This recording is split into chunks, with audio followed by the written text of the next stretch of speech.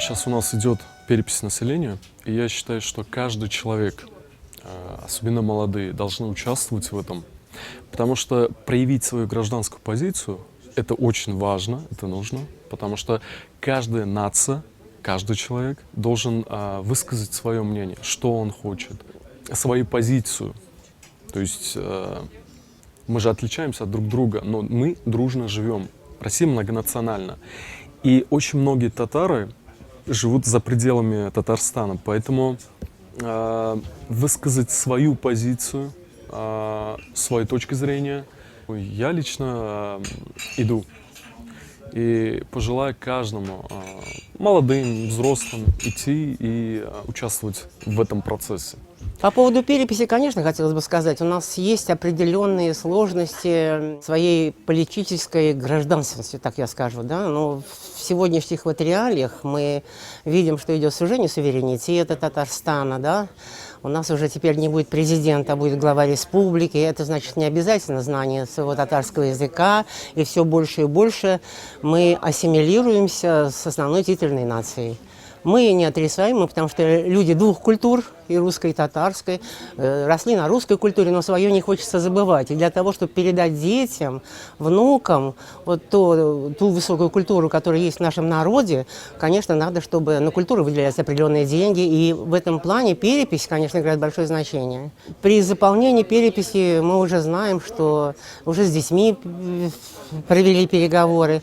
Они в силу обстоятельств все заняты на работе, в институте, им некогда заняться этими проблемами, потому что такие национальные чувства, они пробуждаются уже позже. Там душа зовет, остановить сложно, но до этого надо дорасти.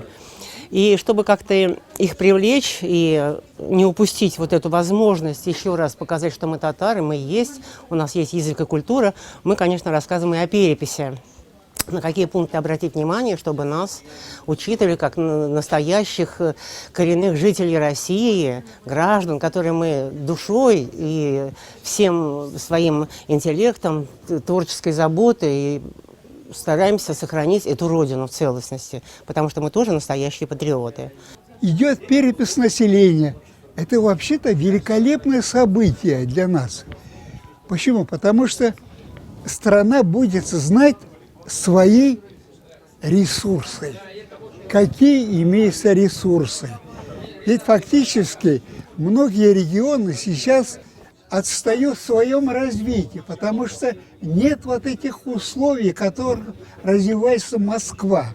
Но я вот могу сказать, я эту проблему изучал. Вот эта перепись населения покажет, какие кадры в каждом регионе есть. И вот в том числе Татарстане, в том числе Башкирии, Чувашии, вот эта перепись населения поможет, какие резервы у нас имеются в каждом регионе, в каждой республике. Так? Поэтому перепись населения очень нужна это сейчас.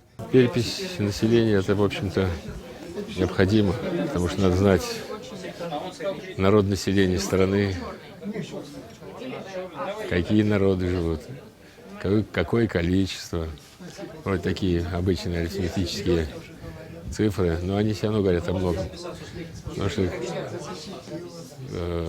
каждый народ хочет какие-то получать права, в зависимости от количества, и чтобы были какие-то шли бюджетные деньги на развитие, на культурное развитие народа. Ну, в основном, как бы в этом направлении, потому что, ну, взять, допустим, Москву, у нас в Москве всего одна татарская школа.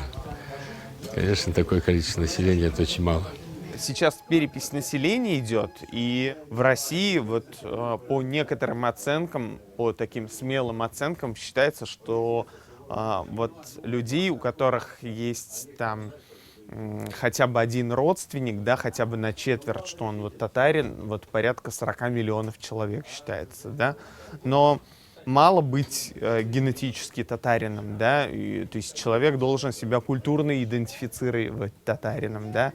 У меня много знакомых, вот москвичей, которые ездят в Казань, да, и они впечатляются культурой татарской, да, они стремятся узнать, как что-то звучит по-татарски, там, интересуются кулинарией, достопримечательностями, историей, да. Вот появляются детские татарские каналы, молодежные, да, которые там по кабельным сетям вещают, и татары всего мира могут смотреть. С этой точки зрения я достаточно оптимистично настроен в отношении перспектив татарской культуры. Вот.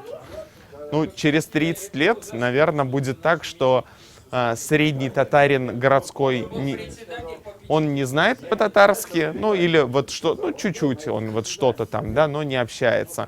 Будет элита, которая разговаривает по-татарски, и будут люди вот из деревень, где татарский язык сохранится, и штаб татар мог бы создать какой-то вот фонд, премию, который стимулировал бы создание современного татарского контента. Я хочу сказать, с одной стороны, статистические данные нужны.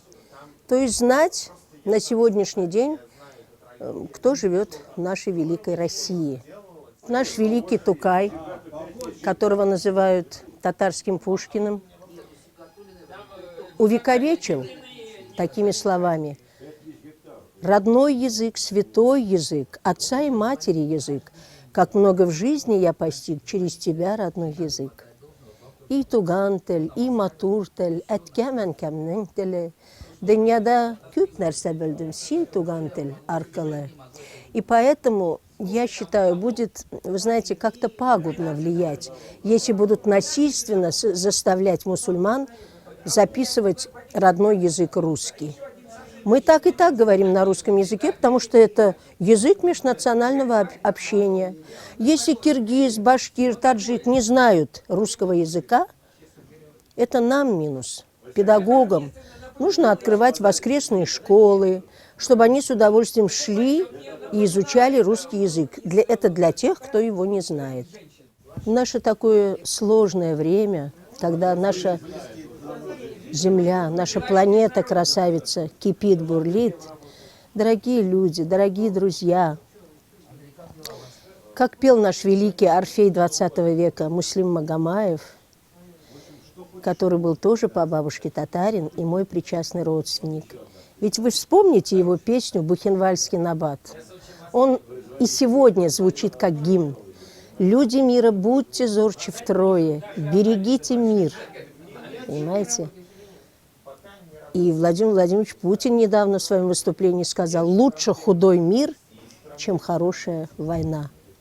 Давайте будем всех призывать к миру и добру, дабы великие творения Омара Хайяма гласят: к добру и миру тянется мудрец, к войне и распрям тянется глупец. Будьте здоровы и голосуйте за правду и за истину. Мы с вами, татары, ныне проживающие в Москве. Хотелось бы, чтобы жители Московской области, Москвы, татары по национальности, представители татарской диаспоры обязательно прошли перепись для нужной самоидентификации, чтобы та ситуация, когда в графе национальность либо пишут неправильную национальность, либо вообще не пишут национальности, не повторялась. А если они не ответят на вопросы переписи, скорее всего, так и будет. А это нужно для того, чтобы понимать, сколько граждан татарской национальности не просто живут на территории того или иного региона, а ощущают себя представителями одного этноса. И в этой связи перепись идет все-таки довольно большое количество времени. Даже тем людям, которые пока, может быть, по каким-то причинам не могут успеть это сделать, надо последние неделю переписи обязательно сосредоточиться и принять участие. Причем не обязательно пускать людей, кого-то переписчиков. Некоторые, особенно пожилые люди, боятся. Пусть помогут им их дети, внуки в электронном виде при помощи сайта госуслуг. Довольно быстро, я по себе, опять же, знаю, зарегистрироваться и заполнить переписные листы. Там никаких сложностей нет, особых проблем нет. Можно, наверное, не на все вопросы отвечать. Но есть главное, вот именно касающееся прежде всего самоидентификации как человека своей национальности. Thank